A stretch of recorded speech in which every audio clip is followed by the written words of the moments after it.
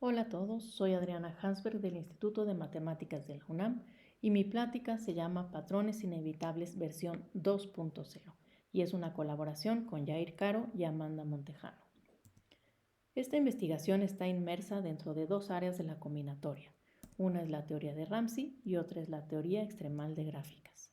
Voy a enseñarles un par de resultados alrededor de estas áreas. Uno es el teorema de Ramsey, en donde tenemos una gráfica completa con n vértices, donde n es muy grande, y sus aristas las coloreamos de rojo o azul. Entonces, Ramsey nos dice que forzosamente debe existir una subgráfica completa monocromática, es decir, roja o azul. Dentro de los teoremas extremales nos preguntamos, dependiendo del número de aristas, ¿qué subestructuras son inevitables? Recordemos que el número de aristas de la gráfica completa es un número cuadrático en n, donde n es el número de vértices. Por lo tanto, lo más que le podemos pedir al número de aristas es justamente un número cuadrático de aristas, donde n es el número de vértices. Otra cosa que podríamos pedir es algo un poco menor, que no sea cuadrático, sino subcuadrático. O podemos pedir que el número de aristas sea lineal, o podemos pedir que el número de aristas no dependa ni siquiera de n, que sea una constante. Turán mostró en 1941 que si el número de aristas de la gráfica es cuadrático, entonces forzosamente tenemos a la gráfica completa con t vértices como subgráfica de G. Claramente aquí la constante c depende de la t. Kovar y Sos-Turán mostraron en 1954 que si el número de aristas es al menos una constante por n cuadrado menos 1 entre t, entonces debemos tener a la bipartita completa con t vértices en ambos lados como subgráfica de G. Erdős y Gálay mostraron en 1959 que si G es de orden n y el número de aristas de la gráfica es al menos una constante por n, entonces debemos tener el emparejamiento con t aristas como subgráfica de G. Y de forma muy sencilla se puede mostrar que si el número de aristas es lineal, como en el caso anterior, entonces también podemos tener a la estrella con t picos como subgráfica de G. Les recuerdo que esa C siempre depende de la T. Finalmente, cuando pedimos únicamente un número constante de aristas, es decir, que no depende del orden de la gráfica, entonces se pueden garantizar dos estructuras. Una de dos tiene que suceder a fuerzas. O la estrella con T picos o el emparejamiento con T aristas.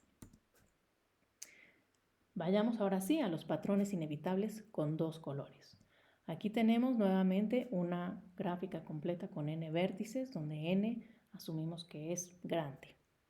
Y las aristas están coloreadas de rojo o de azul.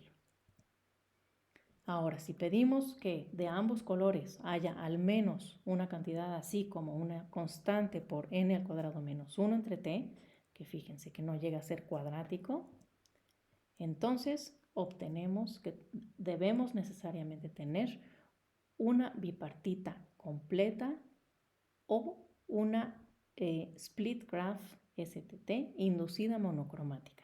¿Qué significa esto? Cuando tenemos la bipartita completa con t vértices de un lado y t vértices de otro, como se ve aquí en la ilustración, ¿a qué me refiero con que sea inducida monocromática? Bueno, monocromática quiere decir que todas sus aristas sean de un color, en este caso son azules, pero con inducida me refiero que no haya más aristas azules entre sus vértices. Es decir, aquí entre los vértices de cada uno de estos conjuntos, todas las aristas deben ser rojas. Lo mismo puede suceder que obtengamos una bipartita completa roja inducida. O la otra es una split graph, o en español gráfica escindible, en donde la estructura es como sigue. Tenemos t vértices de cada lado, los vértices de la izquierda en este caso nos forman una gráfica completa con t vértices, los de la derecha en cambio son un conjunto independiente en la gráfica azul y entre ambos conjuntos existen todas las aristas, forman una bipartita completa. Lo importante es que es inducida, es decir, que todas las aristas que están entre pares de vértices del conjunto de la derecha deben ser rojas. Y lo mismo puede suceder en obtener esta estructura de color rojo. Esto lo probamos, bueno, lo que probamos nosotros fue una cota inferior subcuadrática y Girao y Narayanan mejoraron la cota y encontraron esto que es asintóticamente justo. Por otro lado, nos preguntamos también qué sucede si el número de aristas no lo hacemos depender de n. O sea, pedimos que haya un mínimo constante de cada color. En este caso sucede que debe existir una estrella o un emparejamiento máximo inducido monocromático. ¿Qué quiere decir esto? Nuevamente, como en el caso anterior, aquí tenemos la estrella que es azul y los vértices de los picos deben tener puras aristas rojas entre ellas. Puede suceder el caso contrario, donde la estrella es roja o, como les decía, el emparejamiento inducido azul o el emparejamiento inducido rojo. Entonces, ¿qué tenemos hasta ahora? Tenemos que si tenemos muchas aristas de cada color, tenemos forzosamente que tener alguno de los patrones que ven a su izquierda, esos 4 patrones. Si tenemos poquitas aristas de uno de los colores, entonces a fuerzas va a tener que ocurrir uno de esos 4 patrones que pueden ver a su derecha. ¿Y qué pasa en medio?